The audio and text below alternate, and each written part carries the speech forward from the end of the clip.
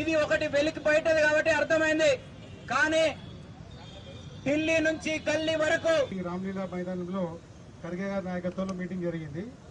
ఆ జరిగిన మీటింగ్ తర్వాత అక్కడ ప్రభుత్వానికి వ్యతిరేకం మీద మాట్లాడేందుకు కోపంతోనే ఆగస్టు 8 హల్ద్వానీలో ఉత్తరాఖండ్లో అక్కడున్న ప్రభుత్వం మీద వ్యతిరేక విధానాలు కేసీసీ పిలుపు మేరకు ఇక్కడ మనము అంబేద్కర్ స్టాచ్యూ దగ్గర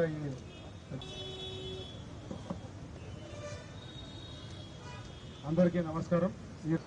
బీజేపీ గుండాలారా మీరు ఎస్సీ ఎస్టీ యాక్ట్ కింద కేసు పెట్టిస్తాం. ఈ అవకాశం ఇచ్చిన అందరికీ నా యొక్క హృదయపూర్వకంగా నమస్కారం. అంటే మీకు రిజర్వేషన్ ఎత్తేస్తా అన్నాడు. అంటే మాకు ఇక్కడ గుళ్ళకి వస్తే కూడా మీరు అక్కడ మీరు మమ్మల్ని శుద్ధి చేస్తారు, మా గుళ్ళకి నిలబడతారు, అక్కడ పట్టవి కొడతారు. కొట్టే అధికారం విగ్రహంలో మాకు మా రిజర్వేషన్ ఎస్సీ వర్గీకరణ చేసిండు. మరి మీరు ఆ రిజర్వేషన్ ఇచ్చి వాళ్ళందరికీ ఒక దగ్గర తీసిండు. మరి మా అందరినీ మా రేవంత్ రెడ్డి గారు కూడా మాకు మా దళితులు అంటేనే ఇంతకుముందు గతంలో మా క్రిస్టియన్ సంస్థ మా దళితులందరినీ దగ్గర తీసి దళితుల ఆశాజ్యోతి గౌరవ ఎమ్మెల్యే నరేందర్ రెడ్డి గారికి మా పిసిసి అధ్యక్షులు చైర్మన్ సాంబయ్య గారు మాట్లాడుతున్నారు. శుద్ధి చేయించి దాని హవన్ కూడా చేయించిన బీజేపీ వాళ్ళు.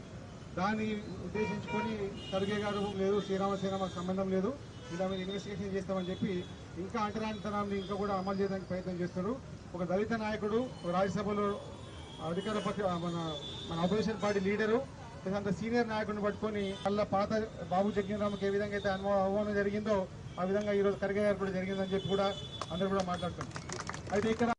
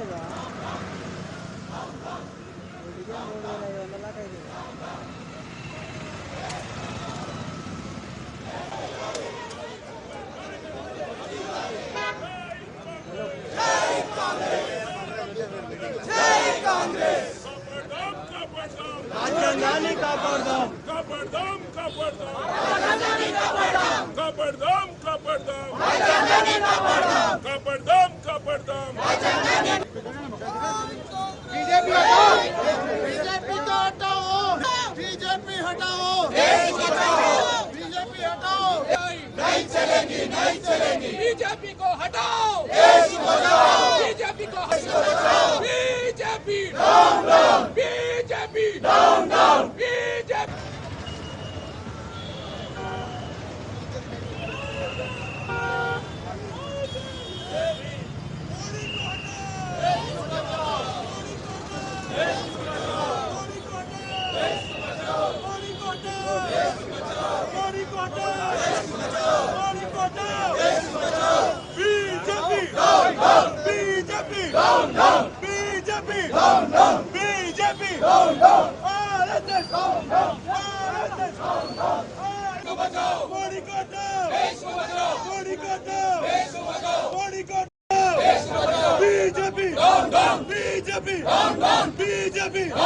बीजेपी मल्लिकार्जुन खड़गे का नायकत्व, जय कांग्रेस, जय कांग्रेस, అవమానిస్తున్న బీజేపీ, దళిత బీజేపీ, దళితులను అవమానిస్తున్న బీజేపీ, రక్తసిని ప్రోత్సహిస్తున్న. నమస్కారం. మొన్న జూలై 20 తారీఖు నాడు స్టార్ట్ అయినటువంటి పార్లమెంట్ సమావేశాలు ఏ ఒక్క రోజు కూడా సజావుగా జరగకుండా కేవలము మేము అడిగింది ఏంటి అంటే అసలు విద్యార్థులను కొట్టడానికి మీరు అమిత్ షా గారు మీరు ఆదేశాలు ఇచ్చారా, మీరు ఒప్పుకోండి, క్షమాపణలు చెప్పండి అంటే ఏ ఒక్క రోజు కూడా రాకుండా అమిత్ షా కానీ మోడీ గారు కానీ పార్లమెంట్కి రాకుండానే సమావేశాలు ముగిసినాయి. లాస్ట్ డే నిన్న కేవలం వందే మాత్రమే వాడినారు. మనందరికీ తెలుసు ఏ కార్యక్రమం అయినా ఎండ్ అయిందంటే అది నేషనల్ యాంథమ్ జనగణమనతోటి మనం ఏం చేసుకుంటాము. కానీ వీళ్ళన్నీ కూడా బుల్డోజింగ్ చేసుకుంటూ వాళ్ళ ఉద్దేశాలన్నీ మన మీద రుద్దుకుంటా నిన్న కేవలం వందే మాత్రం పాటతోటే మన పార్లమెంట్ సమావేశాలు ముగించడం జరిగింది. ఇట్లా నడుపుతున్నటువంటి పార్లమెంట్ సమావేశాల్లో అనేక బిల్లులు రావడం జరిగింది. అవి ప్రజలకి తెలియదు, అటు చాలామంది పార్టీలో ఉన్నటువంటి ఎంపీలకు కూడా తెలియకుండానే అసలు ఏ బిల్లు వస్తుందో ఏ బిల్లు రావట్లేదో తెలియకుండానే పాస్ చేశారు. ఫర్ ఎగ్జాంపుల్ ఒకటి చెప్తాను, మైన్స్ అండ్ మినరల్ రెగ్యులేషన్ అని చెప్పి మనకి ఇక్కడ భూపాల్పల్లిలో ఉన్నటువంటి బొగ్గు గనుల గురించి ఫర్ ఎగ్జాంపుల్ చెప్తున్నాను.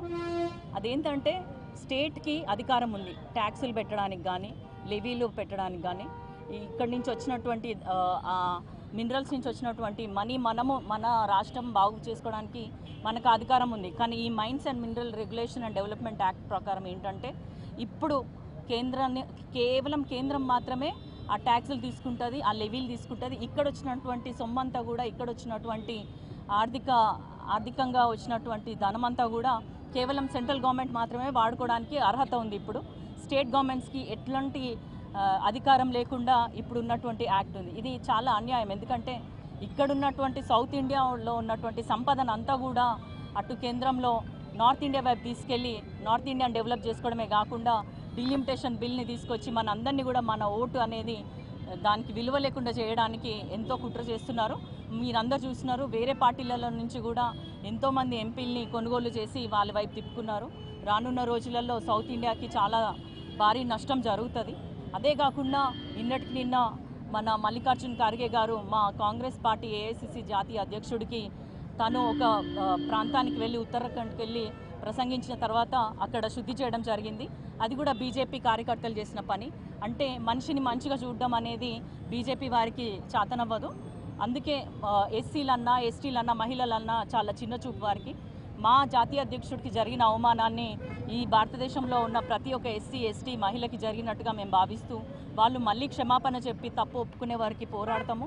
రానున్న రోజులలో భారతదేశము సెక్యులర్గా ఉండాలంటే మన రాహుల్ గాంధీ గారు ప్రధానమంత్రి అయితేనే మనం అనుకున్నట్టు ఈ దేశం బాగుపడుతుంది, కాన్స్టిట్యూషన్ని కాపాడిన వాళ్ళం అవుతామని చెప్పి ప్రజలందరికీ మరోసారి విజ్ఞప్తి చేస్తూ మీరు తప్పకుండా బీజేపీ చేస్తున్న చర్యల్ని ఎప్పటికప్పుడు గమనిస్తూ రానున్న రోజుల్లో కాంగ్రెస్ పార్టీని ఆశీర్వదించాలని మనస్ఫూర్తిగా కోరుకుంటూ సెలవు తీసుకుంటున్నాను. నమస్కారం.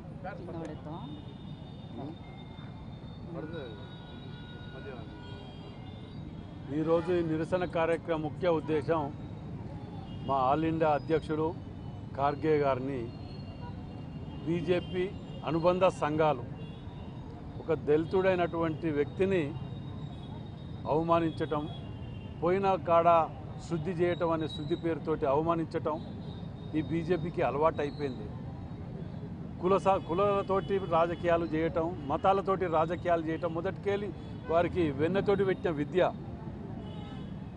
వారు ఇంత దుర్మార్గానికి దిగజారి ఈ విధమైన ఖార్గే గారిని అవమానించినందుకు నిరసనగా ఈరోజు మేము పాదయాత్ర అంబేద్కర్ గారి యొక్క స్థలం నుంచి గాంధీ గారి వరకు పాదయాత్ర చేస్తూ నిరసన తెలుపుతున్నాం. ఈ బీజేపీ వాళ్ళు మొదటికేళ్ళు కూడా మీరు ఒక కులానికో మతానికో అని చెప్పి తప్ప దేశానికి అని ఏ రోజు మీరు పోరాటం చేయలే. వాస్తవానికి మీరు ఇన్ని రోజులు ముస్లింలను వ్యతిరేకించారు, క్రిస్టియన్స్ని వ్యతిరేకించారు, మనిషిని మనిషి తీరుగా ఎన్నడూ చూడలే. ఆఖరికి ఎక్కడికి దిగజారిండ్రు, హిందువులని పేరు చెప్పుకొని బతుకుంటూ తిరుక్కుంటూ చేసుకుంటూ దేవాలయాల్లో కూడా దోపిడీకి దిగజారిండ్రు. మీరు విద్యార్థులు కష్టపడి చదువుకొని వాళ్ళ కుటుంబాలను పోషించుకుందాం అనుకున్నటువంటి విద్యార్థుల పేపర్లను నమ్ముకునే కాడికి దిగజారిండ్రు. మిమ్మల్ని ప్రజలు క్షమించరు. ఇక మీరు చాలా తప్పులు చేశారు, ఇక మిమ్మల్ని క్షమించరు. పైగా వాటిని కప్పిపుచ్చుకోవటానికి మన రాష్ట్ర ఎంపీలు ఓ ముగ్గురు నలుగురి తమ టీవీలలో చూసిన బీజేపీ ఎంపీలు రేషన్ కార్డులలో మా మోదీ గారు ఫోటో పెట్టలే, మా కాంట్రిబ్యూషన్ ఉన్నది, మీ కాంట్రిబ్యూషన్ ఏమున్నదే? మేము 10 రూపాయలు కడితే రూపాయి ఇవ్వట్లే, మొత్తం సౌత్ అటు తీసుకుపోయి పెడుతున్నారు. నార్త్ దిక్కు ఉత్తరప్రదేశ్ అటు ఇటు తీసుకుపోయి అక్కడ పెడుతున్నారు. మరి మా ఫోటోలు పెట్టండి కేంద్రంలో, మా రాహుల్ గాంధీ గారిది, రేవంత్ రెడ్డి గారిది, సోనియా గాంధీ గారిది ఫోటోలు పెట్టండి. మేము 10 రూపాయలు కడుతున్నాం, రూపాయి ఇస్తున్నారు కదా. అది చేత కదా? మీరు ఎట్లాగూ రేషన్ కార్డులు ఇవ్వరు, పెన్షన్లు ఇవ్వరు, మీరు సేవ చేయరు, ఉద్యోగాలు ఇయ్యరు, ఉన్న సంస్థలన్నింటినీ ప్రైవేట్ పరం చేసుకుంటూ అమ్ముకుంటూ పోతారు. ఆదాని అంబానీ లాంటి సంస్థలకు అమ్ముకుంటూ పోకుంటూ కేవలం సోషల్ మీడియాలో మాత్రం కోట్ల రూపాయలు కుమ్మరించుకుంటూ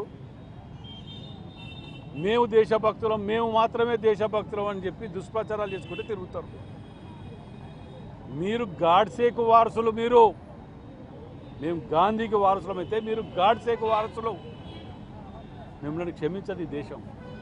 రాబోయే రోజులలో మిమ్మల్ని తరిమి కొడుతుంది మీరు చేసిన పాపాలకు, అప్పులకు. పొద్దుగా లేస్తే కులము మతం పేరు చెప్పుకొని బతకటం తప్ప అభివృద్ధి పేరు చెప్పుకొని ఏ రోజైనా మీరు బతికిద్రా? దానికంటే వీళ్ళ ఫోటోలు పెట్టని ఉండనంట. ఇంకా బీఆర్ఎస్ వాళ్ళు మాట్లాడుతున్నారు ఈ ఫోటోలు లేదు, మా ఫోటోలు. మీరు ఎన్నడూ రేషన్ కార్డు ఇవ్వలేదు, పెన్షన్ ఇవ్వలేదు, మీకు ఫోటోలు పెట్టారు, మీకేది పని? మీరు చేయలే కాబట్టి పక్క కూర్చోబెట్టి ఇంట్లో కూర్చో తిని మంచిగా పనుకో. ఇంకేముండదని చెప్పి అలా తిరుగుతున్నావు, నేను కూడా బతుకున్నా అని. కాబట్టి కులాలు మతాలు వీటి పక్కకు వీడి అభివృద్ధి మీద కాన్సన్ట్రేట్ చేయండి. దేశ భవిష్యత్తు, రాష్ట్ర భవిష్యత్తు గురించి ఆలోచన చేయండి, సలహాలు సూచనలు ఇవ్వండి. అంతేగాని దుర్మార్గమైన చర్యలకు సెంటిమెంట్ తోటి ఓటు రాలకొని అడ్డదారిలో పోయి దేశాన్ని కుల్లగొడతామంటే చూసుకుంటే ఎవరు ఊరుకోరు.